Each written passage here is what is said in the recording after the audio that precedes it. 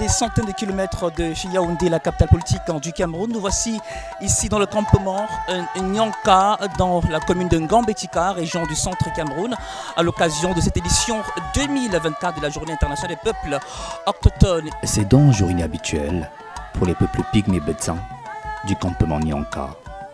Dans leurs murs, forêts et développement rural et assainissement, des organisations de la société civile venues les sensibiliser sur l'hygiène menstruelle.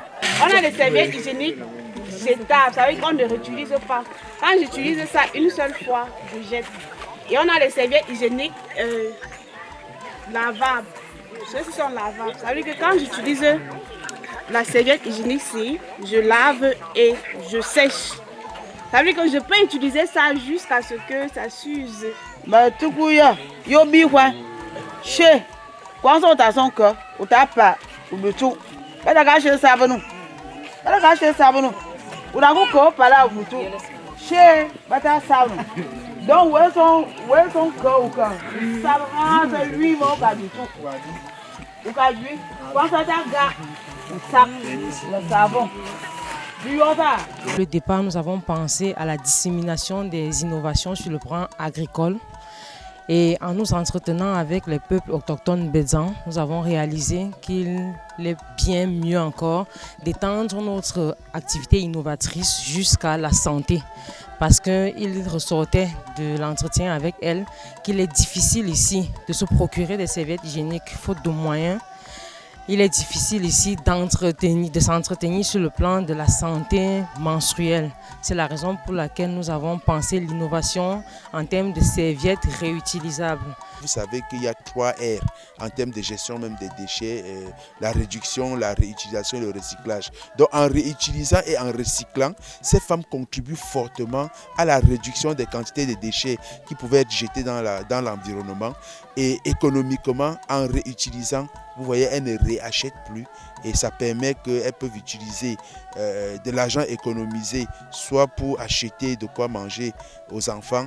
Une communication pratique menée par la psychologue Christelle Chebou et la chef-service de l'action sociale de Ngambétika qui assure dans la foulée la traduction en langue tikar. On a 2 couches. Ceci me permet justement à la serviette de se poser au niveau du sous-vêtement. Je me rassure que c'est bien positionné. Parce que ça ne doit pas tomber en cours de route. Ça veut dire que pendant que je marche là, je dois me rassurer que ma serviette est bien là et que je peux marcher. Merci pour l'opportunité que vous avez donnée aux femmes Bedzan, bref à toute la communauté même.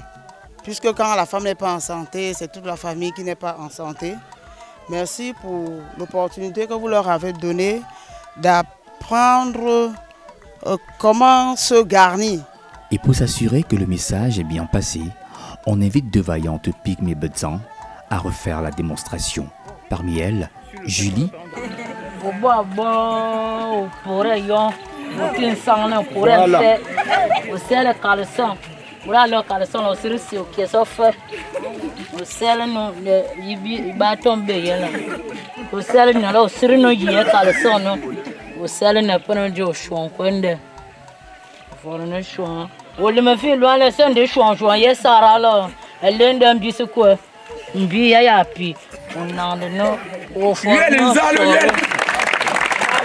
Petite précision, très importante.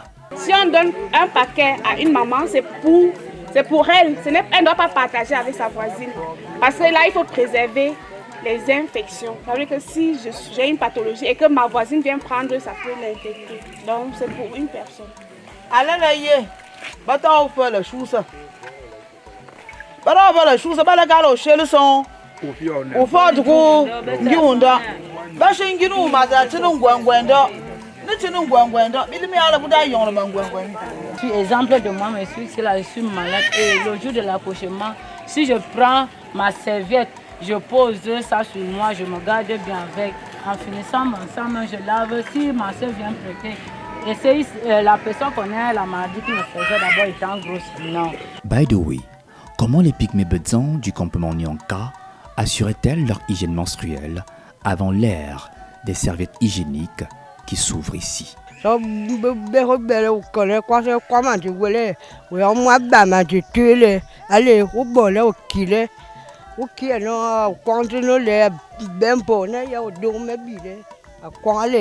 De voici non fait que nos grands-grands-mères utilisaient avant.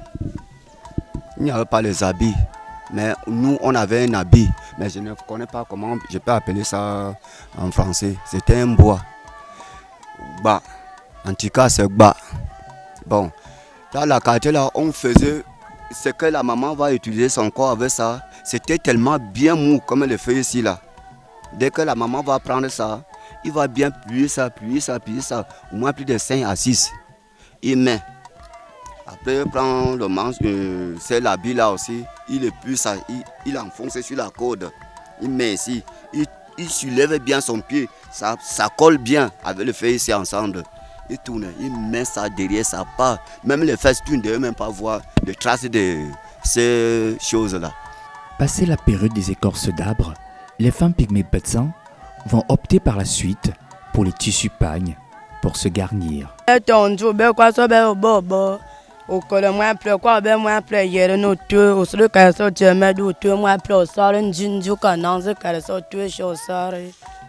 On prenait un petit tissu du pain, on déchirait. Si c'est propre ou quand ça te brusque, tu déchires seulement. Tu plies ça bien. Et avant, on ne pliait même pas. Nos mamans ne savaient même pas encore plier. Il y avait parfois, on faisait, tu plies ça, ça soit long. Tu mets la corde au niveau du rein. Donc, par exemple, aussi comme le pain. Après, tu soulèves le pied, tu attaches ça par derrière. Tu portes le caleçon, tu portes ton short et puis ta jupe. Tu attaches aussi le pain. C'est ce qu'elle vient de nous dire.